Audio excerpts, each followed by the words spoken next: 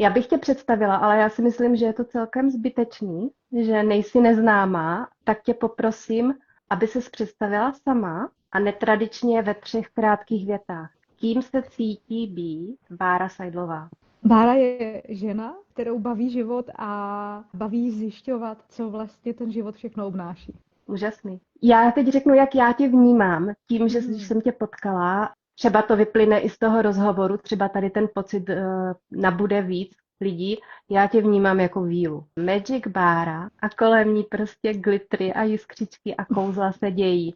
Naprosto samovolně, přirozeně rozhazuje takhle kolem sebe dobrou náladu, šťastné náhody. Já odpovím poděkováním za to, že jsi přinesla hedvábí do mého života, protože já jsem si tě vlastně našla, protože hedvábí se mi vždycky líbilo, ale nelíbil se mi úplně způsob, jakým je získávané a hledala jsem Mhm. takové hedvábí, u kterého bych měla pocit, že nikdo a nic netrpí kvůli mému požitku. A našla jsem tvoje webovky, našla jsem Love Silk. Od té doby vlastně v tom hedvábí spím a je to potěšení. Nedávno mi kamarádka poslala takovou tabulku, kde je napsaný, jak která látka, co vyzařuje a jak Mhm. působí na nás. A Mhm. samozřejmě, jak který materiál přírodní. Teď mám na mysli Ano. látku jako metraž. Já mám oblíbeného koníčka, že šil, takže když řeknu látka, mám pocit, že všichni okamžitě ví, že mám na mysli tu našití. Tak myslela jsem tím materiál, jak funguje vlna, jak Aha. funguje hedvábí, jak třeba nefungují ty umělé látky polyestery a tyhle věci. U toho hedvábí já vnímám, že ta jeho vibrační hodnota a ta energetická hodnota je taková jemná a zároveň ochranitelská, přesně tak, jak ta látka vypadá, že je lesklá a že je hladivá, tak to přesně dělá s tím tvým spánkem. Ty jsi popsala to, co tak skutečně je. Nedávám to nikde z toho důvodu, aby si nikdo jako neřekl, hele, jdu pryč, takže se snažím být velice taková jako přízemní, materialistická, Mhm. realistická, co se týče jakoby prezentace produktů, které máme na webu. Tohle byl přesně důvod, co mě k hedvábí přivedlo, jeden ze dvou. A když jsem si zjišťovala věci z historie, tak jsem zjistila, že vlastně tady ty ochranné vlastnosti toho hedvábného materiálu se dřív využívaly. Dřív lidi nebyli zřejmě tak odpojeni od toho, aby vnímali, jak na ně působí prostředí, jak na ně působí příroda, jak na ně působí který materiál. Takže hedvábí tradičně využívali pro malé děti, pro miminka. Když se vlastně Mhm. narodilo miminko, tak dostávalo košilku z hedvábí. Ta ho měla vlastně energeticky chránit, než se rekalibruje. Než se lékař rekalibruje na to, že je na Zemi, že G Mhm. 9,81 metrů za sekundu, prostě všude se něco děje. Takže proto se hedvábí používalo tady pro ty jakoby nejzranitelnější dvorečky. Tak to je jedna věc. A druhá věc, co se týče toho spánku na hedvábí, skutečně je to tak. My máme i zpětné vazby a já jsem to zažila sama poprvé, když jsem spala na hedvábném polštáři, že ta kvalita toho spánku byla jiná. Nepoužívám polyester, nepoužívám umělá vlákna, mně to je nepříjemný, já to cítím, já se v tom dusím. Takže jsem spala na bavlně do té doby a to hedvábí skutečně jsem vnímala, že má tady tady ten efekt, který ty popisuješ. Tak to mě těší. Je. To mě těší, že jsi to navnímala. A vy máte vlastně s Niky svůj podcast, ještě když Mhm. trošičku odbočím k tvým aktivitám a já jsem tě chtěla poprosit, jestli bys nám k němu něco řekla. Kde ho najdeme? Kdo jsou vaši hosté? O čem si s nimi povídáte? A co nám to přinese, když si to budeme pravidelně ladit? Ten podcast vznikl, ono se v těch našich životech, v mém i v Niky, děje spousta nečekaných věcí, takže mi přesto, že ta naše linka původně začíná v divadle a v mém případě u filmu a v takových performativních věcech a v těch, kde je člověk zvyklý být tím, který něco představuje, který něco předvádí a předává energii tady tímhle hravým způsobem, tak byť bychom to nikdy neplánovali, tak se k nám začínají dostávat i jiné formy sdílení, byť nepřímý, jako je třeba ten podcast. A Mhm. to vzniklo tak, že já jsem před lety natáčela film s Petrem Wachlerem Tajemství a smysl života, který byl plný různých zajímavých seberozvojových, nejen seberozvojových témat a předkládal nebo nabízel trochu jiné pohledy na svět a na existenci a na ty naše životy, než snažil se tak jako kdyby zavést nebo nabídnout té naší mysli ještě jiné možnosti a mentální struktury, než na které jsme zvyklí. A po premiéře která byla asi před 2 lety. A Petr vymyslel, že by ty myšlenky chtěl šířit dál a začal vytvářet svůj kanál jak na YouTube, tak na Hero Hero a vymyslel tady tuhle podcastovou sérii, kdy vzniká několik podcastů, které vždycky mají propojení s tím filmem, s tématama filmu a samozřejmě je vedou ti, kteří mají s filmem něco společného. Takže ten jeden podcast oslovil Niky a mě, vede tam Honza Rak svůj podcast, Petr Wachler sám má svůj podcast a všichni si povídáme s našimi hosty na témata, které nás samotný nejvíc zajímají. A to, co nejvíc momentálně zajímá a baví mě i Niky, kolegyni, tak je nacházení nějaké vlastní autenticity, žití toho vlastního potenciálu. A ono se to jako velmi jednoduše řekne, jako buď autentický a žij svoji pravdu a buď sám sebou. A měj se rád, ano. A měj se rád a vlastně si člověk na konci všeho toho říká, že jsou taky ezokeci, já to prostě nechci poslouchat. Ale jak? Jako měj se jak? rád. Jako? No. Ano, přesně. A nás právě zajímá to jak. A zajímá nás, jak můžeme překročit tu komfortní zónu, protože pro mě komfortní zóna neznamená překračování nějakých mých limitů, že teda, když jsem typ, který mu je většině zima, tak schválně půjdu do -10, stoupnu si na ulici nahá a budu čekat, až mi ta zima nebude, protože překračuju svoji komfortní zónu. Tohle pro mě neznamená překonávání sama sebe, svých fyzických potřeb, jako překračování komfortní zóny, ale překračování komfortní zóny pro mě znamená právě objevování toho, kým skutečně jsem a žití toho, kým skutečně jsem a žití těch mých pravd, byť jsou ty moje pravdy třeba úplně na druhém spektru toho, co hlásá společnost, nebo třeba jenom mý nejbližší. To je téma, kterým my jsme se chtěli a kterým se zabýváme tak nějak samovolně a přirozeně. A zveme si do toho podcastu všechny ty, o kterých si myslíme, že ten svůj potenciál objevili a že překročili tu komfortní zónu toho standardu, kdy se budeme chovat tak, jak je daný a začali žít tu svoji pravdu a ten svůj potenciál nejenom, že ho objevili, ale našli i způsob, jak ho žít a jak ho projevovat. To je naprosto fantastický, protože v podstatě ty jsi popsala jinými slovy de facto i obsah toho, co my dáváme do našeho podcastu a o čem se chceme bavit my. Jenom my jsme vlastně vzali tu Rubikovu kostku a jakoby ji natáčíme trošku z jiné strany. My si tu otázku rétorickou formulujeme trošku jinak. To znamená, že v podstatě máme tendence sdílet to stejné a budeme o tom hovořit trošku jinak, z jiného úhlu pohledu a doufat, že každá ta forma si najde svoje ucho, svého posluchače, někde třeba zasadí semínko a i kdyby jenom jeden člověk. Jednomu člověku se spravila nálada, anebo dostal dobrý nápad díky tomu, nebo měl lepší pocit ze svého dne, tak úkol splněn a jsme za to rádi. A já se zeptám, kde se k tomu vašemu podcastu proklikáme. Proklikáte se na YouTube, je to všechno pod názvem Tajemství a smysl života, takhle se jmenoval film.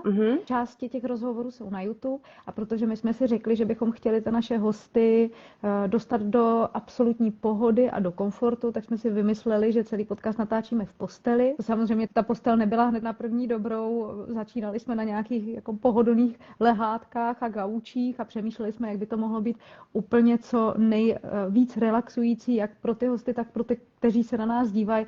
No a skončili jsme v posteli obklopený polštářema. Ano, takže my si zveme hosty do postele. S hedvábnýma polštářema.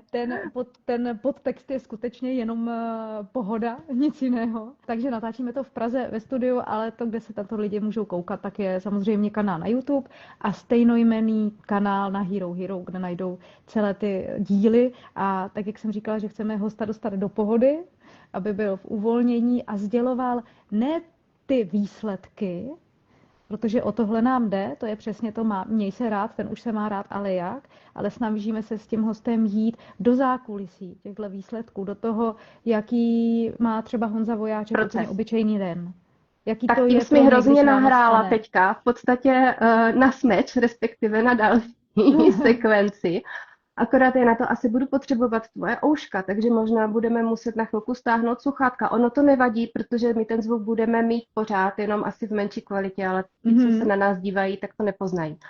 To dostání se do pohody. Asi pamatuju, že my jsme o tom spolu hovořili, že v podstatě proto, aby se většina lidí uvolnila a začala jakoby říkat věci, které by jen tak třeba neřekli na první dobrou, takže se potřebují dostat z takového toho uspěchaného, stresového, aktivního nebo často zaseknutého módu do módu, kdy relaxují, kdy jsou v pohodě, kdy jak kdyby seděli prostě hodinu v kavárně, uvolnění a teď jako začali prostě si vykládat, nebo v hospodě chlapi, piva, že jo. A teďka ty sama říkala, že to trvá 3/4 hodiny, často, že to i u sebe vnímáš v rozhovorech, než vlastně No. ta řeč začne plynule se odvíjet, což není náš případ.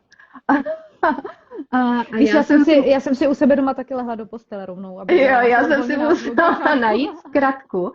A ta zkratka je psychosomatická a týká se neuroregulace. A já bych chtěla vlastně se všemi svými hosty vyzkoušet takovou krátkou somatickou sekvenci, která, když bude stravitelná, tak zůstane ve videu, když ne, tak se vystřihne a půjde taky na Hero Hero. A pracujeme vlastně s přepínáním parasympatiku a sympatiku.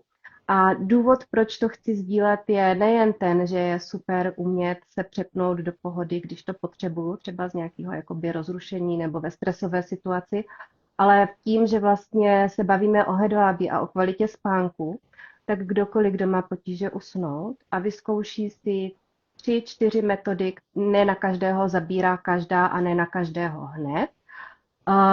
3, 4, které na něj fungují, vybere si tady z toho svého sortimentu, který my mu nabídneme, tak mu vlastně pomůžeme zlepšit kvalitu spánku, kvalitu usínání a kvalitu relaxace i tady touhle metodou, nejenom tím, že mu prodáme hedvábný polštář.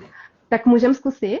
No určitě, jdeme do toho. Dobře, takže my se zaměříme dneska, protože máme takhle pěkný výřez, nejsme ve studiu, vidíme si na ouška, tak se zaměříme tady na oblast kolem uší. Kdo chce, zkoušejte s náma a když budete chtít, pípněte, jestli funguje. Jo? My budeme používat techniky jemného tlaku, kterými budeme stimulovat bloudivý nerv. To je vlastně součást našeho těla, která nás přepíná mezi sympatikem a parasympatikem. Sympatikus je taková ta aktivita, spěchám, přemýšlím, parasympatikus je pohoda, jazz. Trávím, přišel jsem z lovu, jsem v jeskyni, hodil jsem si nohy nahoru, všecko je v pohodě, zívám. A to, že ta technika funguje, poznáte podle několika momentů, které když u sebe vypozorujete, tak víte, že jste tam, kde potřebujete být. Může to být zívání, můžete se začít smát, nekontrolovatelně. Můžou vám začít téct slzy z očí. Nenutně, že pláčete, že je vám smutno, ale že prostě tělo uvolňuje to napětí a tu energii, kterou drží v nervech tímhle s tím způsobem. Může vám začít kručet v břiše, můžou se vám začít hýbat jako prostě věci v bříšku, můžou se začít uvolňovat plyny horem, spodem. Nechte to být, to všechno je dobré znamení, že vaše tělo a vaše následně i mysl začínají relaxovat. Takže takhle si uděláme Včka z pstu a budeme chvilku hladit. Já si takhle natočím, aby jsme to viděli. Včka podél uší. Uvědomíme si svůj dech. Uvědomíme si, jestli máme napětí v čelistech. Ramena, jestli máme u uší, anebo jestli nám klesají dolů. Procítíme, jestli máme zapnuté břišní svaly, anebo jestli se nám břiško uvolnilo. Mně začíná kručet v břiše, já nevím, jestli to slyšíte. Ale moje tělo už je tak vycvičený, že už má Pavlovův reflex a už začíná na to reagovat, už se chytá. Doufám, že nezačnu brečet. Kdybych začala, tak je to štěstím, jo? Tak. Může se to projevit i usínáním? I usínáním, ano, přesně, zavírají se oči, začneš se cítit zrelaxovaná a to tělo prostě přestanou utíkat myšlenky a ty se dostáváš přes tělo, ne přes mysl, do toho relaxovaného stavu. Tak, teďka si vezmeme ušní lalučky. Děvčata, jestli máte náušnice, tak asi bude potřeba vyndat. A tohle, to funguje jak dálkový ovládání. Konkrétně tady ten hmat, ať už před zkouškou, nebo v zácpě prostě, kde na vás troubí, kde kdo, tak jako v autě, tak tohle, když je tam možnost chytit si ušní lalučky a děláme krouživé pohyby. Jedním směrem, klidně prostě 20, 30, zpomalujeme je.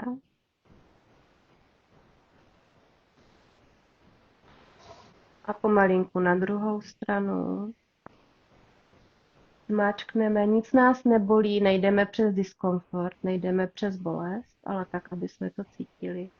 A mneme si ušní lalučky. Tohle se dá krásně dělat i v leže na zádech před spaním.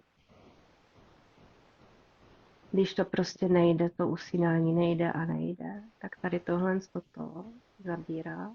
Teď ty ouška, ty ušní boltce, takhle pěkně vytaháme po vnějším kraji. Já už jedu. Já už odpočívám, přátelé. Tak, vytáháme a můžeme klidně víckrát, jo. My si teď jenom takhle předvedeme. A poslední bod, který si ukážeme, ten je tady na uchu, kde často bývají náušnice. Je to vlastně hned máme horní část ucha a hned pod tím horním bolcem, takhle si najdeme bod, chytneme ho 2 prsty, bývá citlivější, můžeme na obou ouškách.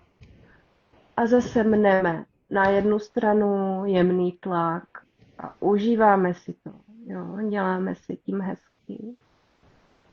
I když je to nezvyklý, jako běžně se za uši netaháme, takže možná ze začátku to tělo bude trošku překvapený. Tak a teď na druhou stranu.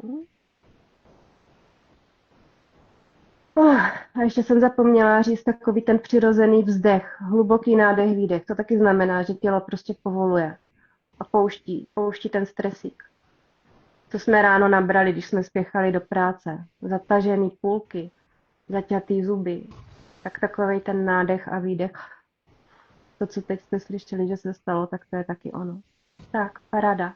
Teďka chci, abys něco řekla, jestli jsi trošku zrelaxovala, jestli to cítíš.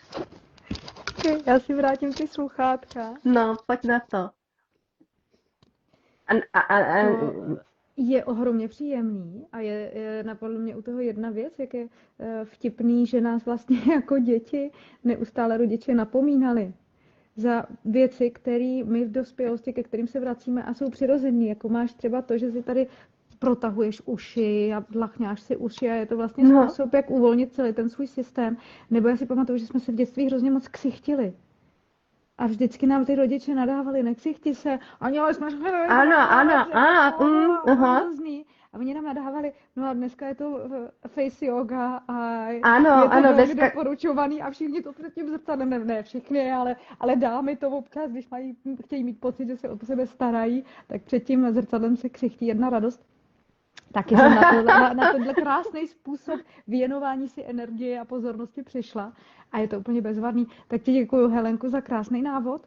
To jsou ráda. Protože já jsem zavnímala, že já se cítím poměrně uvolněná a takže mi ty projevy v tom těle moc neprobíhaly, ale zavnímala jsem to, protože jsem předtím, než jsme se spojili takhle přes telefon, měla schůzku a dobíhala jsem na poslední chvíli a měla jsem takový ten uhoněný pocit a chvilku mi trvalo, než jsem si tak jako dosedla a to zamnout si ty uši a pověnovat se trochu té hlavě, to pomohlo k tomu dosednutí úplně dokonale.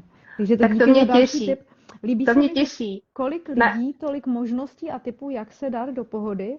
Já třeba velmi ráda používám dech, protože to je pro mě, to je něco, co mě dělá dobře a na tyhle momenty, když třeba nemůžu usnout nebo v průběhu dne je nějaká situace, který bych jako měla tendenci propadnout a začít tak zmateně pobíhat, abych to všechno stihla a abych všechno vyřešila, tak mi pomáhá udělat pravý opak, než spěchat, ale zastavit se a opravdu si věnovat třeba jenom minutu a tu minutu se soustředit jenom na ty hluboký nádechy a hluboký výdechy a to tě nestojí vůbec žádný čas, nepotřebuješ k tomu vůbec nic, ani si sundávat náušnice a je to, ten náš vlastní dech je něco, co nás do takové ty pohody a relaxu dokáže dostat úplně okamžitě.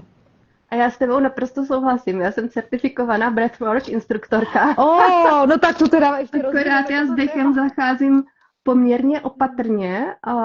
Nevím, jestli to má smysl teďka do toho, ale když to téma nakousla, to, co ty popisuješ, je úžasný. Uvědomit si svůj dech a je to opět jeden ze způsobů, jak dálkovým ovládáním se dostat k parasympatiku, tady k té nervové soustavě a vlastně autonomní nervové soustavě, kterou my nemáme jak vůlí ovlivnit, prostě myšlenkama, tím, že se budeme víc snažit. Ne. My se k tomu musíme dostávat nebo potřebujeme dostávat přes tělo, protože jinudy cesta nevede. A dech bývá označován jako jeden z nejsnadnějších a nejrychlejších způsobů. Nicméně má v sobě takovou malou jakoby ale, Protože existují mezi námi a je nás hodně lidí, kteří sebou nesou nějaká traumata, bolesti z minulosti, věci, které třeba úplně nemají ambice otvírat, anebo sílu, které nechtějí se k ním teď dostávat, nebo jejich tělo by to muselo metabolizovat, všechny jakoby věci, co tam jako pečlivě uložilo. A dech je úžasný v tom, že on umí všechny tyhle věci otevřít. A já nevnímám u těch jakoby instruktáží k dechovým technikám tady ten varovný prst. Nebudeme upregulovat, nebudeme se prostě moc dostávat jako bez toho, aniž bychom si řekli, na co tam můžeme narazit. Takže to je jenom takový warning, poznámka pod čarou. Nicméně tu techniku, kterou jsi popsala ty, vlastně uvědomění si vlastního dechu a jeho procítění, tak ta je naprosto bezpečná, to není žádná jakoby rytmizace dechu nebo ohnivý dech a podobně, holotrofní dýchání a tak dále. Takže my popojedem. Jak jsem říká, tyhle techniky můžete najít na Hero Hero, budeme je tam dávat, ty, které fungují, budou pro vás k dispozici, abyste si je mohli vyzkoušet a funguje u nich ten kumulativní efekt. To znamená, že čím častěji se k ním vracím, čím častěji si je zkouším, tím líp tělo reaguje, jak říkám, jak Pavlovův pes. Naučí se prostě, že tady tohle znamená, jsem v bezpečí, můžu vypnout. A je jedno, že prostě jsem na rušné křižovatce v autě a čeká mě ještě hodinová cesta domů v zácpě. Tak jo. A já jsem se chtěla zeptat na Bářiny sny. O čem jsi snila jako děcko? Já jsem jako dítě snila jako každé dítě hodně, ale já se nad tímhle přemýšlela, nad čím já jsem vlastně jako dítě, o čem nejvíc jsem snila. A zjistila jsem, že kromě takových těch běžných snů, že jsem chtěla být baletka, který jsem se ale okamžitě plnila tím způsobem, že jsem z rodičů vytřískala ty baletní piškoty a baletěla jsem doma po obyváku a chodila jsem do těch kroužků a jezdila jsem do Brna na lekce, abych zjistila, jaké to opravdu je být baletkou. Tak to jsem zjistila, proto to nedělám, protože je to opravdu veliká dřina, to se mi postupovat nechtělo. A kromě tady těchto snů byl jedním z mých největších snů to, abych už konečně mohla zodpovídat sama za sebe, abych už byla velká a mohla mít pro sebe 100% svý zodpovědnosti, svýho času, abych vlastně měla od všech těch dospěláckých věcí pokoj. Což je jako poměrně vtipný, protože jsem přesto, že pocházím z rodiny, která byla fajn, vůbec nic nám nechybělo, tak jsem ale sledovala, jak v tom mém okolí ty lidi třeba vnímají svoji práci, jak se třeba rodiče vrací unavení z práce, jak se nevrací jako rozesmátý, povznesený z toho, že mohli něco tvořit, něco dělat, ale přijdou unavený a nervózní, že to zase byl den. A jsem si říkala, teda jestli je tohle práce, tak to dělat nechci. Pak jsem vnímala ty vztahy mezi lidma, jaké to je, jak se chová manžel, jak se chová manželka, jak na sebe různě jako nadávají a jak si nevyhovují. A pak mají chvilku ten moment, kdy nějak souzní, ale pak se to zase někam překlopí. A vlastně jsem z toho nevnímala nic jiného než neustálý stres. A tak jsem si řekla, jestli tohle znamená manželství, tak to teda nechci. A tak to pokračovalo dál a dál a vlastně jsem vnímala, že ten svět, to dogma, které se mi nabízí, mi ohromně nevyhovuje. A já jsem snila o tom, až budu velká a nebudu muset splňovat nic z toho, co po mně chtějí rodiče, nic z toho, co po mně chce škola, nic z toho, co po mně chce vysoká škola a budu moct žít jenom sama za sebe tím, čím skutečně žít chci. Takže to byl můj dětský sen. To je nádhera. Protože já vnímám, že ho žiješ. Já vnímám, že ho žiješ. A tohle to je mimořádný, protože takové to, až já budu velká, bude ze mě selka. To jsme měli všichni v nějaké míře. Budu princezna, budu kosmonaut, budu toto, budu tamhle. A představovali jsme si vlastně tu realitu. Pak jsme do ní dospěli a říkáme si, tyjo, jako, když by byl člověk zase malej. Ale Bára. Bára je příklad. Upřímně, když by se směla vrátit o několik let zpátky nebo do toho dětství, chtělo by se ti? Já bych ráda navázala na to, nabitou svobodou, že na ten tvůj příběh, že Bára je příkladem toho, že se jí podařilo vlastně nedospět k rozporu. Že to, co si přála, to, co si vysnila, tak teď žije. A já to tak vnímám, vidím, obdivuju A chtěla jsem říct, že vlastně střípky tady toho svého snu, toho svého života, který teď žiješ, že sdílíš na Instagramu, který mimochodem je velmi inspirující, já ho ráda No, sleduju. děkuju. Takže kdo nesledujete, běžte ještě k Báře a Tak dejte follow. to mě moc těší, to děkuju tady za tu zpětnou vazbu, protože mám někdy si člověk říká, jestli to opravdu jako kdyby má nějaký Je, dopad, něco, tak ano, to je hezký, ano. že to říkáš. Ono málo kdy se ozve jako z toho prázdna a z té temnoty, kam člověk mluví jako nějaký halo, jsem tady, slyším prostě a jsem rád, že málo kdy tu zpětnou vazbu dostane, ale věř tomu, že jsi vidět, že jsi slyšet. A já si myslím, že nám je dáno úplně všechno. Že už Dobře, tím, ale že jsme nestojí nad přišli tebou na tenhle svět, zaměstnavatel a neříká ti v 7:15 budeš u stolu. Pokud to je přijdeš něco 7:20, jiného. uděláme čáru a přijdeš vysvětlit, mluvím ze Ano, zkušenosti, to je něco kde se z těch jiného. 5 minut zdržela a budeš dneska dělat tady tohle a na oběd můžeš jít 12:30 až 13:00. Opět ani o 5 minut později. Takže proto říkám, když ti není dáno zvenku, ve smyslu Když nějakých nemáš na sebe ten restrikcí bič, a ano. nařízení a plánu, na což jsme všichni zvyklí, jsme vycvičeni prostě ze Jasně. školy, za Já nás jsem to neexistovaly pochopila. individuální studijní plány, kdy prostě domškoláci a tak dále, takže my jsme toho vojáčka my v sobě máme. A ono zbavit se ho není jako úplně samovolný proces, takže tobě se to podařilo, ty jakoby žiješ život pestrý, složený z různých kousků a aspektů pestrých střípků a já se tě ptám, kde pro ně bereš inspiraci, kde je sbíráš, jednotlivé aktivity, jednotlivé projekty. Já mám pocit, že je ani nezbírám, že se vždycky k něčemu zapálím, že k něčemu Aha. získám vášeň a vůbec nedokážu ti říct, odkud to chodí. Možná to skrze mě nějak chodí, Vede tě, netuším, ano, ale ano. vede mě to k tomu, protože ta moje cesta byla vlastně docela jako jednoduchá. Já jsem si úplně v těch 13 letech asi řekla, že bych chtěla být herečka. A ve 14 jsem šla studovat konzervatoř. Tam jsem už získala dojem, nabyla dojem, že už teda jsem herečka, když to studuju. A tady s tím sebevědomím, tady skrze to, že v mý představě neexistovala jiná realita než ta, že když přece studuju hereckou školu, tak už to znamená, že i točím ty filmy, tak jsem okamžitě v prvním ročníku ten film točila. A postupně jsem začala přicházet na to, jak ta mysl je mocná, a jak myšlenky doprovázené pocity opravdu tvoří tu naši realitu. Ano. Takže a tohle se mi v těch prvních letech dělo samo, já jsem to jenom pozorovala, ale mám pocit, že jsem vždycky měla trochu svoji hlavu, tak jak jsem si říkala, jestli je tohle práce, tak to dělat nikdy nebudu a jestli to, že máma v neděli mlátí hrncema, protože se jí ten oběd vařit nechce a tohle znamená vaření, tak to taky nikdy dělat nebudu. Tam jsem to malinko přešvihla, protože jsem asi do 25 neuměla nakrájet ani rajče. A teď se to samozřejmě překvapilo v obrovskou vášeň a mám pocit, že vařením můžeš projevovat tolik kreativity, že bych tím klidně trávila dny od rána do večera. Ale chci říct to, že já jsem si sice zvolila to, že budu herečka, ale nikdy jsem v sobě necítila omezení, že by to znamenalo, že je to nějaká herectví nebo divadlo by měla být nejsvobodnější profese. To je velmi důležité. Protože většina z nás touží po svobodě, ano, ale málo kdo unese tu zodpovědnost. My toužíme po svobodě proto, aby jsme se osvobodili od něčeho.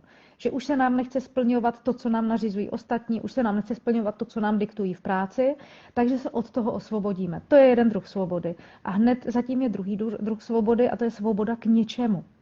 Protože ty pro něco tu svobodu potřebuje, ty jí nějak musíš taky, nechci říct musíš naplnit, ale ty sebe nějak potřebuješ projevovat. Ty jsi nositelem nějaké energie a nějak se potřebuješ realizovat. A tam nastupuje opravdu nějaká disciplína a zodpovědnost za to, k čemu já ten svůj svobodný stav, k čemu já ten svůj čas, který ho mám 100%, k čemu já ho vlastně použiju, jak já v životě naložím s tím, že mi ten život byl dán. Že jsem dostala ten dár, nebo dala si ten dár, že jsem teď, v tenhle moment, na tomhle světě, v téhle době, v téhle společnosti, která má neuvěřitelné možnosti. A proto já jsem ho hnedka na začátku tady téhle otázky zareagovala na to, že nám bylo dáno všechno. Já to vnímám tak, že nám tím, že jsem se narodila na tenhle svět, byl daný život na tomhle světě. A to je všechno. Co víc můžeme dostat. A ty všechny ostatní věci jsou třešínky na dortu, s kterými my si klidně můžeme jenom tak hrát. Jenomže my si Hrát, jenom tak si hrát. To je můžeme si s hrozně nima hezký. hrát, ale Ano. to, co si myslím, že každý z nás sem přišel projevit, je právě ta naše energie, A naše autenticita, autenticita. to, jaký my skutečně jsme.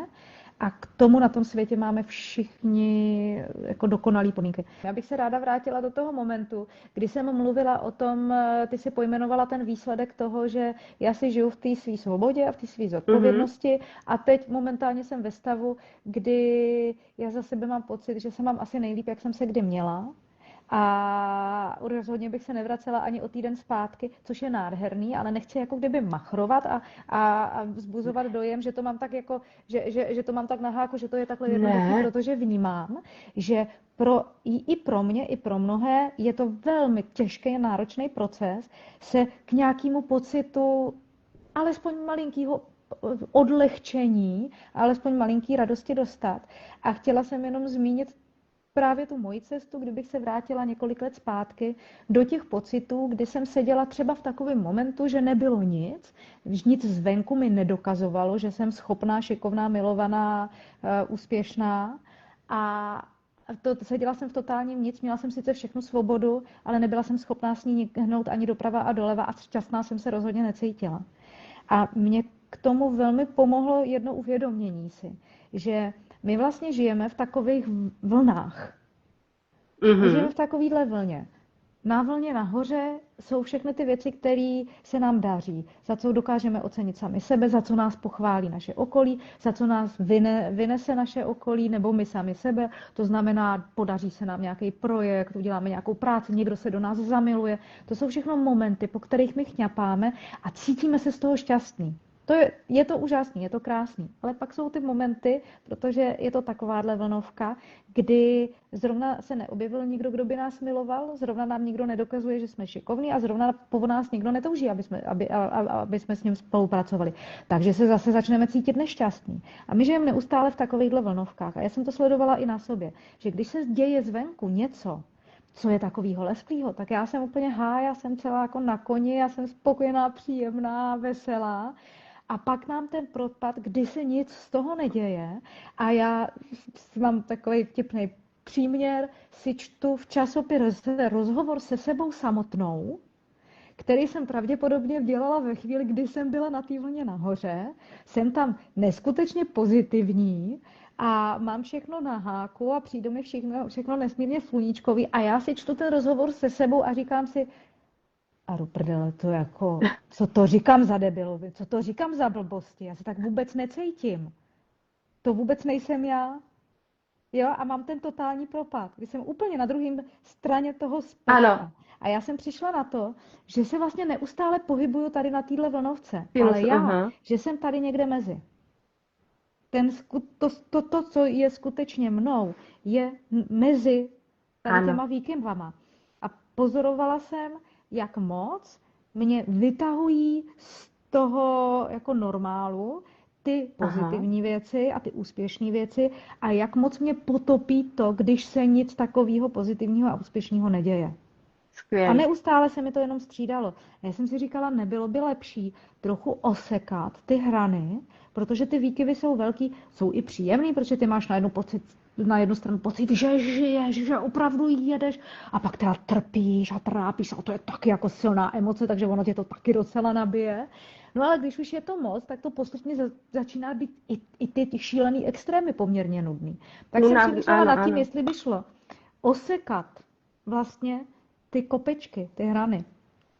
A přišla jsem na to, že šlo, že ve chvíli, kdy já přestanu ten svůj středový pocit, a to je pocit nějaký sebelásky, což používám takový zprofanovaný slovo, ale je Ne, ne, to ne. možná pocit spokojenosti se Ano, sebou, ano. je to pocit klidu, harmonie, takový jemný radosti, ne ty extatický a hysterický, Ano.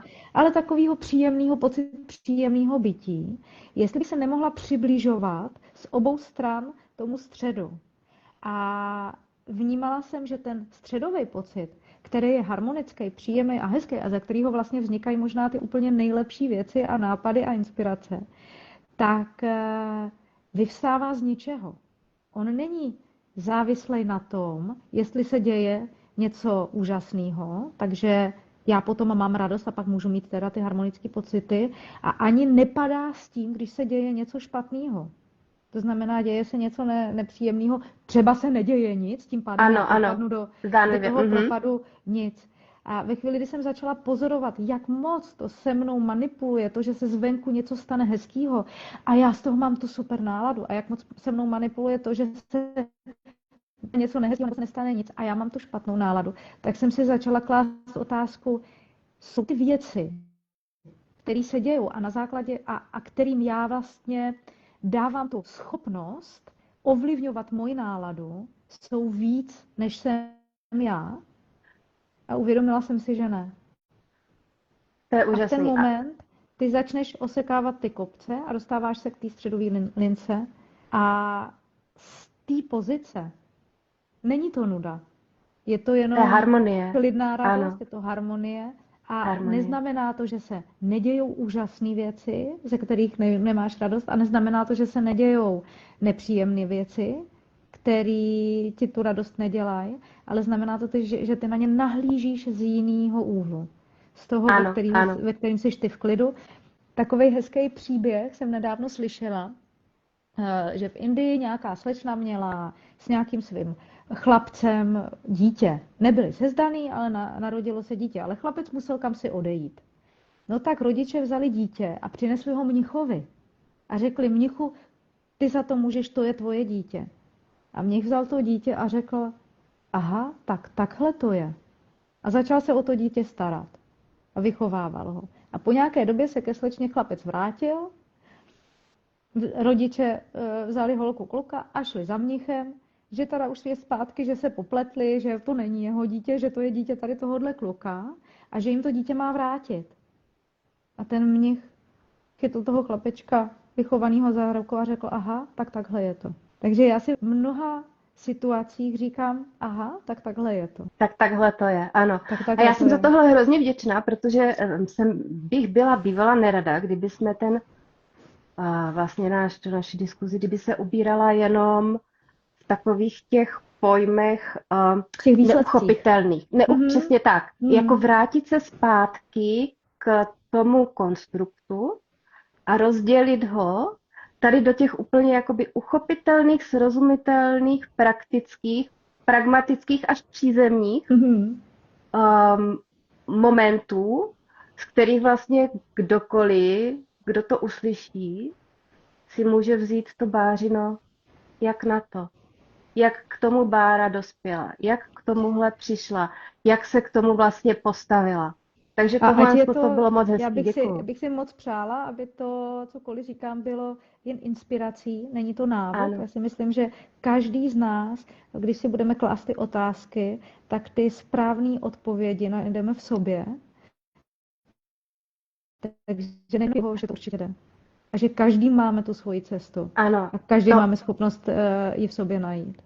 Ta důležitá je správná otázka. Ať už si ji položíme sami, nebo někdo zcela náhodně něco někde zmíní, nebo se nás zeptá. A ta odpověď potom musí být ta, která rezonuje a je naše. Ale určitě jako inspirace a takové to jakoby stažení z těch vzdušných zámků do toho uchopitelná, tak to protože jsem hrozně ráda. My tady žijeme v té hmotě, my tady žijeme. Ano, my žijeme v hmotě a my bychom se rádi prostě. Ty běžný momenty a ty úplně lidský momenty a skrze ty se možná jako ten přístup k tomu životu chápe úplně nejlíp. Ano, a to jsou ty příběhy a to jsou ty, jak jsem říkala vlastně, já nevím, jak bych to, ne how to ve smyslu, jak to mám dělat já, ale jak to dělá Bára. A když se nad tím zamyslím, co si z toho můžu vzít. A ze spousty věcí, které jsi dneska řekla, tak já si určitě odnesu hodně.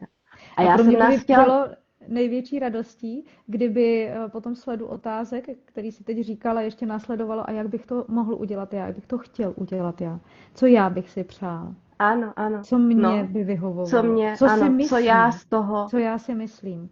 A jak Mhm. já můžu pro sebe udělat třeba jenom jeden malinký krok. Nemusíme jít hnedka po tom výsledku, po těch jako velkých Pometě cílech, nejvyšší, ano, ale ano. můžeme dělat ty malý kroky a možná je třeba dobrý si dát za úkol udělat jakýkoliv krok každý den, jeden, ten, který mám zrovna nejvíc dosažitelný. Krásný.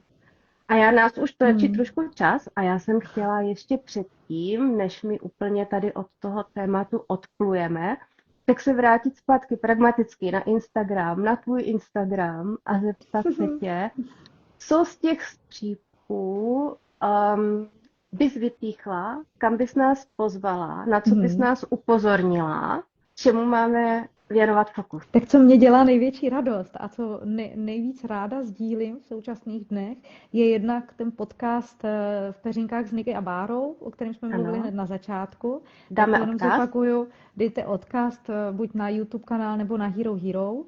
Pak máme s Niky a se Světlanou Nálepkovou jednu naši autorskou komedii činoherní, jmenuje se to Biostory, kterou hrajeme pravidelně v divadle Bolka Polívky. Teď nejbližší termín je v březnu, myslím, že to je 7. A tuhle komedii úplně zbožňujem, milujem a tak, jak jsme si říkali, že spousta věcí je pochopitelných skrze ty naše lidský příběhy, tak to divadlo je nádherný v tom, že předkládá ty lidský příběhy. A tahle komedie je o 3 holkách. My si říkáme, že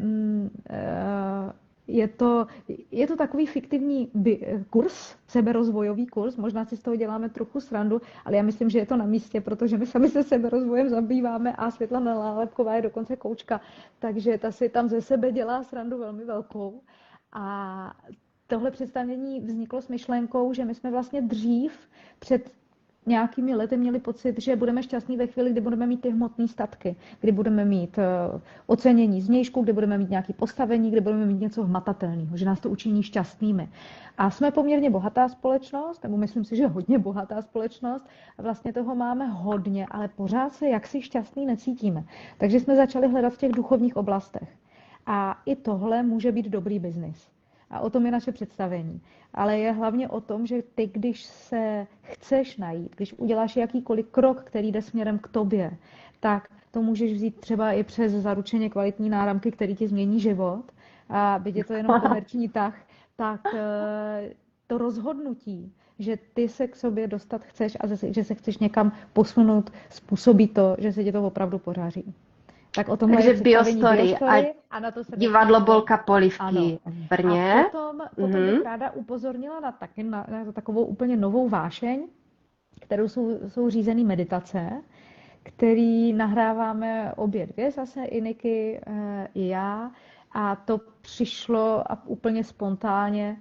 Možná se ta myšlenka zrodila ve chvíli, kdy jsme byli v Himalájích, kdy jsme cestovali po Ladaku. Byli jsme tam se skupinou lidí a tam ty podmínky jsou poměrně náročné, takže vždycky večer jsme se sešli a měli jsme tam jednoho kraniosakrálního terapeuta, kamaráda, který nám vždycky vykládal nějakou meditaci, jak nás provázel. A nás to ohromně občerstvilo. A jeden večer po šíleném výletu už neměl sílu ani on, takže jsme si pustili z telefonu a teď já nevím, jestli to byla meditace Eduarda Tomáše nebo něco takového. A poslouchali jsme to a já jsem měla pocit, jak kdyby do mě někdo vlil, kdyby mě dal někdo nějakou pilulku s energií. Jak mi to ohromně pomohlo. Ten moment se opravdu člověk se cítil, jak kdyby vyšel úplně čerstvej ze sprchy. Zlázní, ano. Zlázní. Zlázní. A vlastně jsem si říkala, že bych něco takového chtěla dávat lidem, a protože už jsem v tu chvíli měla nějaký meditace svý napsaný a Niky taky, tak jsme je začali společně ještě s hudebníkem Láďou Šiškou v jeho studiu nahrávat. No a tyhle meditace v současné době jsou na YouTube, najdete je buď pod jménem Elshis, Ladislav Šiška, nebo možná tam dáme odkazy. A tam jsou volně dostupné. A teď v těchto dnech budeme vytvářet na platformě MindMe, což je vlastně taková uvědomělá sociální síť, která slouží skutečně k setkávání, k propojování. a ke sdílení nějakých svých obsahů bez toho, aniž by si byla manipulována nějakým algoritmem, Ano. na co se máš dívat, tak na té budeme sdílet další a další naše meditace a všechny naše tvůrčí projevy. Tak když budeš potom mít prolink, Ano, přidáme. protože To tady ještě tohle chvilku bude, vezme, ale tohle tady bude viset ve vzduchu, bude to ano. viset v éteru, to znamená nejenom ti, co na nás dnes narazili, ale i ti, co třeba přijdou později za pár měsíců, tak aby se mohli proklikat k Báře a k tomu, čím teď žije a do čeho by nás pozvala.